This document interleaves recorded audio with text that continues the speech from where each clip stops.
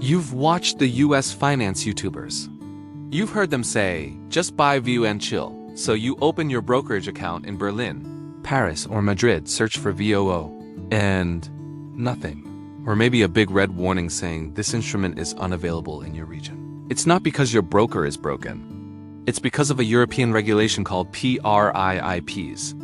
Today, we're breaking down why you can't buy US domiciled ETFs, why that's actually good for your taxes, and the UCITS alternatives you should buy instead.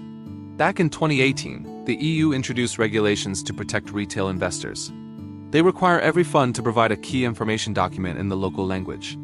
Most US providers like Vanguard or BlackRock simply didn't bother making these documents for their US funds because they are meant for the US market.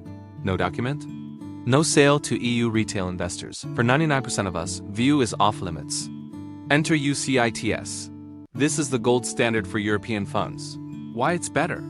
First, safety through higher diversification and asset segregation. Second, availability. You can buy these on any major European exchange like Xetra, Euronext, or the London Stock Exchange. How to spot them? Always look for UCITs in the name and an ISIN code starting with IE for Ireland or LU for Luxembourg. Even if you could buy VOO, you probably shouldn't. The US government takes a 30% cut of dividends from US domiciled funds. The Ireland advantage. Most UCITS ETFs are domiciled in Ireland.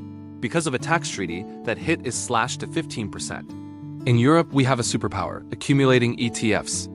These automatically reinvest dividends, making them highly tax efficient in countries like Germany or Spain. Instead of VOO, think VUAA or VUSA. Instead of ABV, look at CSPX. You get the same performance with better tax treatment. Check the description for my favorite European brokers to get started. Stay invested.